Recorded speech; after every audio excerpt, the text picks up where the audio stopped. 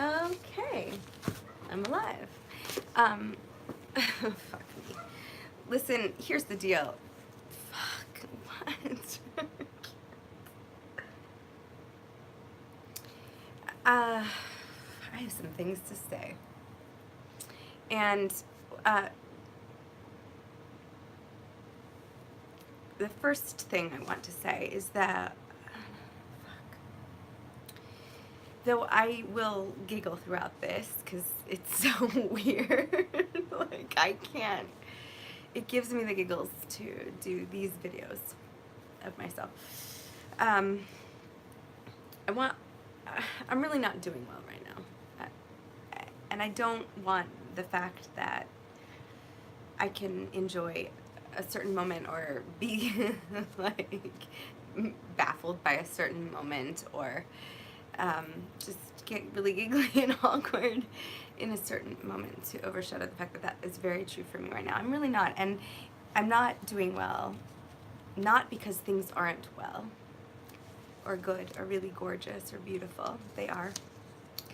Just because it's been really, really hard and a lot of work. And I'm, you know, fumbling through the sort of ecstatic moments of that to just keep going. And this is part of that, which I think is really informative about what generates communication, because it's that part that is, you know, somehow always linked into the ecstasy of connecting that's keeping, you know, me alive, really.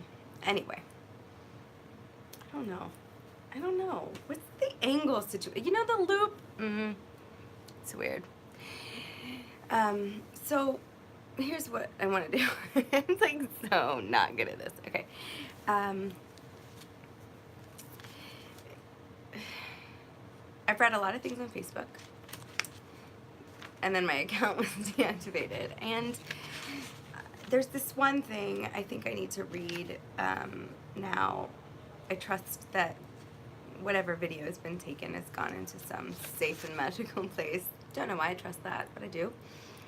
I do know why also, but it's just sort of magical, and let's just leave it at that. There's this piece that I feel that needs to be read at this point in the red on YouTube B. YouTube B. So I'm gonna read it, and I can read it in full because it's live, and then I just want to say a couple things. And I just a shout out to the, you know, the king of my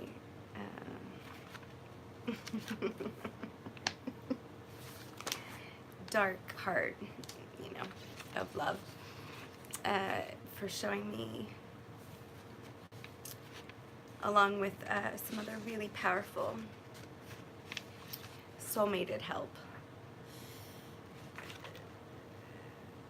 why it's worth doing this right now on YouTube. So here we go. This is just my rose blooming opening statement. And without further ado, adieu. Here we go. When I was a very young child, wait, stop. This is so me, but it feels redundant. And I just want to say that it feels redundant.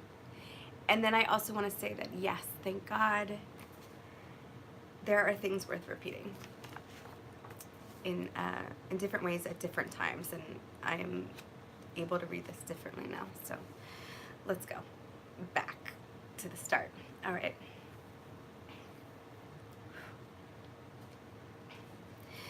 When I was a very young child, barely 3 years old, I experienced what would become the first of a truly formidable recurring dream. In this dream, I was playing outside in my front yard on a perfect spring day. The sky was charmingly blue. The emerald glass, oh my God, grass was soft and thick, and paired with the clear sunlight was a playful, soft breeze. Everything was so authentic and exact. Our house, the lawn, the street before it. It was as though I was suddenly completely awake. I am thoroughly enjoying myself, singing contently as I meander about the yard. And then I have a strange feeling as something begins to change. Just a subtle shift in energy. But hardly a moment passes before I am overcome by absolute terror. Something is descending upon me. It is formless and vast, spreading itself into the air above me. It is dark, ravenously so. I feel it to be purely evil. I am desperate to run toward the house, but I'm unable to move. I have been completely paralyzed by fear. I feel the mass extending lower, coming closer. It feels endless, infinite, and furiously eager to absorb me. This is a love story.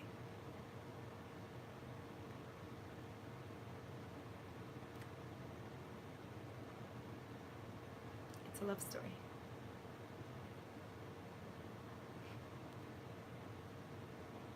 I will myself. I beg my body to come alive, to let me move it. I struggle wildly inside myself, against being frozen. I feel the darkness collecting at my back, reaching out for me, and then I move. I run. I run to the front door. I swing it open. I dive inside the house. I throw the big door closed behind me. Over the years to come, the dreams that followed always found me inside of my house on a beautiful day. The windows and the doors were all wide open, the sunlight streaming through them, and our long white curtains rippling in the breeze. Everything is so unusually real, amazingly crystal clear. Then the darkness comes again. It forms above me, hovering as it continues to grow before it begins to descend. I become petrified by fear, turned to stone.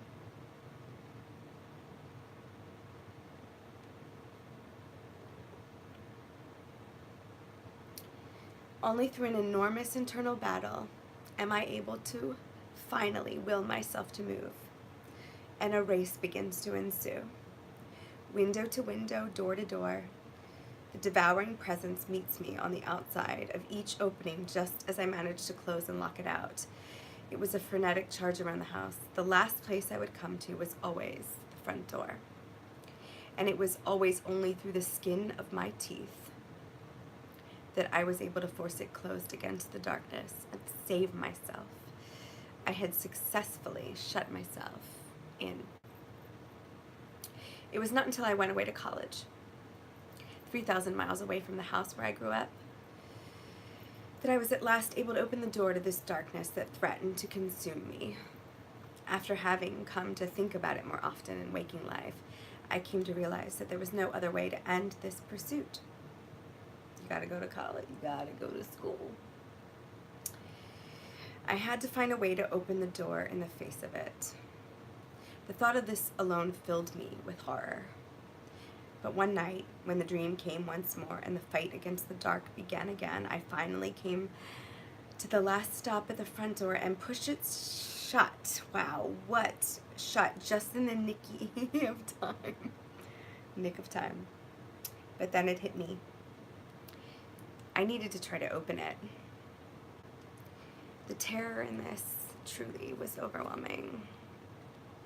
I was sure that I couldn't do it. And then I did. I opened the door. The ferocious darkness that seemed to overtake the entire sky began to collapse into itself before me, spiraling downward and dissolving until all that stood before me was a kindly, gentle, a little bit mischievous delivery man. And he handed me a gift. This was nearly 20 years ago, more now. In the years since, I would say I have been in the long process of trying to fully understand just what it is that I'd open the door to, and slowly and tentatively discovering how to receive that gift. My life as a child was an emotionally imprisoned one. My home was volatile and unpredictable, from generations of scars and tragedy that were carried unrecognized through the doors. I learned early to be vigilant and erect iron bars around my innermost feelings and desires, a prison so strong that over time it threatened even my own access. I lived the better part of my life in my imagination. It was a colorful and fascinating world, but an isolated one. All the same, I was introduced to the theater through a close friend in elementary school, Alex. My sister, my dear friend. This became a tremendously important part of youth and early adult years, and it was something that invited me outside the confines of my own household, offering an exciting space for personal exploration and expression. It also gave me a world to fit into, a place where I felt as though I could belong. At the start of the 10th grade, I jumped headfirst into a leap of faith that moved me from the neighborhood high school I attended into a new magnet school that was just opening its doors. Oh my God, baby. Carver Center for Arts and Technology. It was at this very special place that I discovered a potent world of art and artists and teachers that totally altered and revitalized my reality. It was my experience there that moved me to pursue acting full tilt, putting all my eggs in the basket of following my heart into conservatory training and beyond. I chose in the end to accept the offer to attend the School of Theater at California Institute of the Arts. This giant move to California from Baltimore, Maryland at 17 years old was a destined gift. One that began a total reconception of life, which only continues to unfold. Not only then was acting a way to keep in touch with myself throughout my childhood, it also became the ship that I was able to sail beyond the challenging world in which I was raised, seeing into the career that blossomed from it, gifting me with independence almost immediately. Happiness. Almost immediately following my graduation from CalArts to this very day, I'm giddy, I can't breathe, hold on. I carry with me a deep awareness of how the theater has brought me life and surely saved it as well. Truth. Things do change though, however painful. Identity is subject to death along the way, perhaps even requires it. It does usually require it. And one must go back to the root of what is in order to rediscover what can be. Just a few years ago, at the point in which I wrote this, I was 33. With a husband and 2 very young daughters when the world shifted and I fell into an initiation that brought back to life that great darkness. Only this time it was up close and personal. It was time to remember that I'd opened the door long ago. Remember that I had not yet fully claimed that gift. Remember that darkness and me are inextricably linked. Remember that it needed further attending. Remember that there is a purpose greater than I understood. To remember the point of the sword. The reason. I had always danced as best I could around the dark, always had a mystifying relationship with my own underworld. It had come time now to surrender to it and to discover what might lie beyond it. A copious amount of creativity required and therapy. My first experience of mythology, well, my first academic experience anyway, was in the 9th grade in an honors English class. 9. Our teacher, Mrs. Coons, was a very, very commanding woman. She was extremely intelligent and very moody, prone to occasional fits. There were 2 honors English classes in the 9th grade that year, and ours was the other one. There were only 8 of us in that class. We were the few whose schedules failed to accommodate the original class for various reasons, and needless to say, it was an intimate group. The semester when we were taught ancient Greek mythology had an acutely penetrating effect on me. For those 3 months, we were offered not only a very different experience of English class, but also of school in general. Miss Kuhn settled into the chair behind her worn-out public school desk, where for the many following weeks she seemed to somehow permanently stay.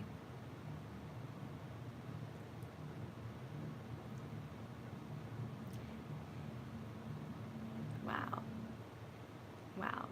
Stay. Wow. We would come into the room quickly and quietly each day. Sorry. Wow. Take our seats and take out our notebooks in silence and wait for her to speak. Wow. She would sit at her desk, just shelling and eating peanuts. The way that she taught us ancient Greek mythology was by sitting and eating her peanuts, while simply recanting for us story after story, myth after myth. She spoke slowly and with extraordinary detail, each of us writing furiously, trying to capture every last word. I was completely spellbound. While in that room, for those months, time and space just evaporated. There was no class, no school, no weather, no home to be returned to, no more muted colors of a limited reality. We were working into a whole new landscape. The striking thing was, though the stories were wildly fantastical and whimsical, we were all unified in our experience of them. I have a low battery. Hold on. Wait. We're gonna get through it. I know it's long, but it's my process. So we continue on. We were all unified in our experience of them. They were connective, relatable in a way that I don't believe any of us could have described. We could sing about it, though, I'm sure, if we wanted. Certainly something beyond our everyday rational understanding was activated. And even beyond the fundamentally compelling nature of this subject, I find still something of myself there. Something woke up, was called back to life. And though I was yet too young to see the great puzzle pieces beginning to shift into place, I certainly felt the imprint it had so feverishly left upon me. At CalArts, I had the advantage of also participating in several stunning classes outside of the theater program. Classes based on ritual, anthropology, poetry, femininity, and religion. When I was 27 years old,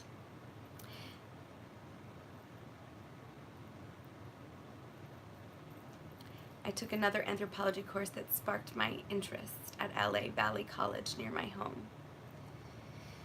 At 33, in the tumbling descent of my own inward collapse, I set out on a meditation retreat at Spirit Rock Meditation Center, which flooded me with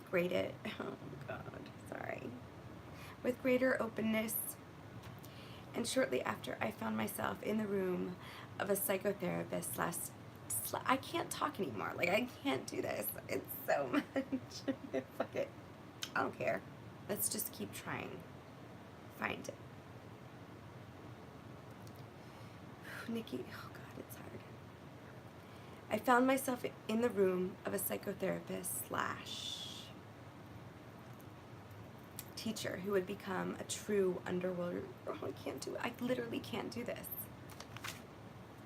I gotta find it. Hold on.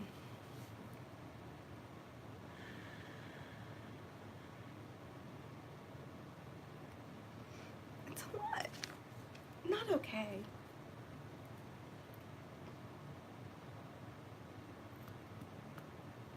Not okay. Okay. But okay. Teacher who would become, I'm gonna cry so hard, a true underwood. I can't do it. Guide to me and the presence through which my deepest desires and feelings of purpose would begin to unravel. I've had the privilege of working with Dr. Nikki Monty both privately and through intensive group work. I realize at this point that healing truly is an art. And the forms through which this artful work can manifest are many. Throughout all these years, I found myself circling around mythologies of different cultures and religions, religious practices, recognizing more and more the incredible opportunity that myth provides to connect to soul, connect with life, understand profound challenges and the processes of renewal, and ultimately infuse life with value and creative purpose. I also have my own mythology. The mythology of my own life and history, my own symbolic course as it comes to me through my dreams and now through my most conscious endeavors. Aside from the significant work with my own therapist and mentor,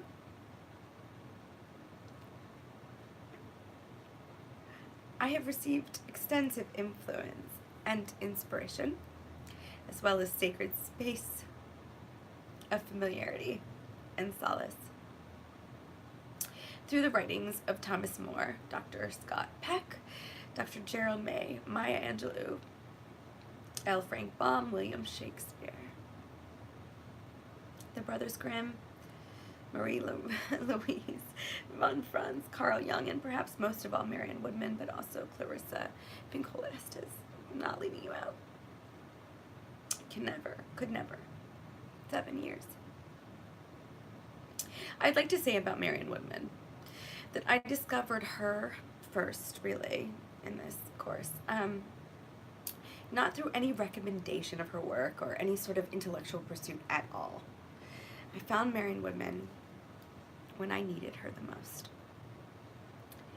through diving with force into my own feelings and contemplations. Her language came to me like a beacon, and my understanding of it both bewildered and stunned me. Let's bring it home, boys. My intention in extending my education in the areas of mythology and depth psychology is first and foremost to gain access to more information and to have an experience in which I am able to test and evolve my own insights. Ultimately, what I want is to extend myself further into the community through published writing and teaching. When I think about my own 2 young daughters, I am constantly reminded of the role imagination plays in the life of a human being. I have feared for them. I did. growing up in a world that was so steered away from embracing metaphor as a means of feeling life, of capturing the essence of human experience. Knowledge comes from many directions, and soul needs metaphor. It needs myth in order to recognize itself. We are earthbound creatures, surely part of the same soil that we walk upon, just as we are part of an eternal, connective language. Ascending into this magical territory is to participate in a world far richer than one in which we might otherwise feel confined or hopeless.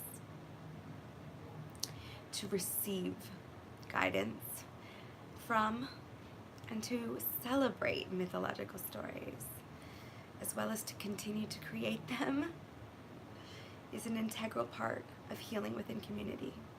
And to me, it is a critical route toward collective resuscitation.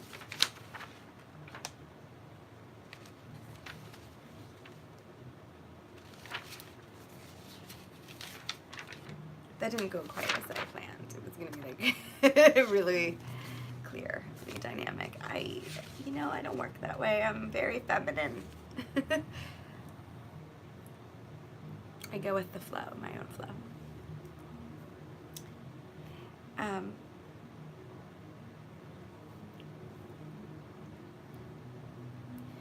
Okay, last thing I want to say. I know it's long. Hold on. I feel like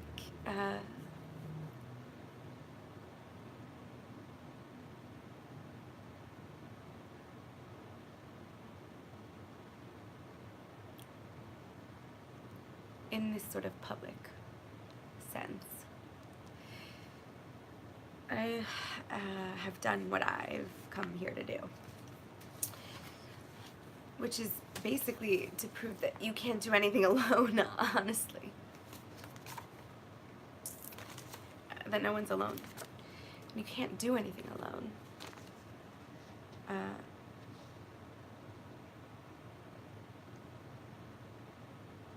And we did that. We've done, that's just a miracle. And I have some private things to manifest also. It's killing me.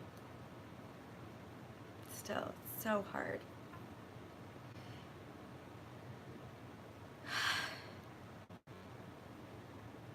It's really hard.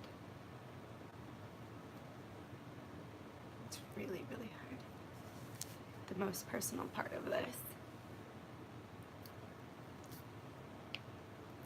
It's all been a lot of work, and it's been really hard and amazing. And, the kind of gratitude I feel is so rich. It's not like, oh, thank you so much for helping. It's like, it's like, thank you so much for that this worked, that we did this, that for all of us, thank you for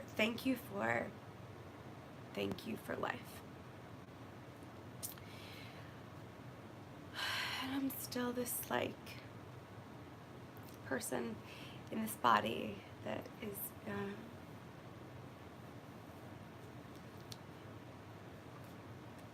it's really hard.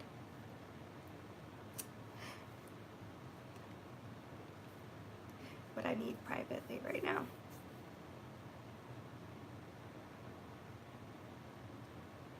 Like the real kind of ultimate point, I guess, for me. To be able to be here all the way. Anyways, I don't know. It just felt like a good night. The ninth grade Peanuts. To read this. Try to read it. I'm a hot mess. I was born that way.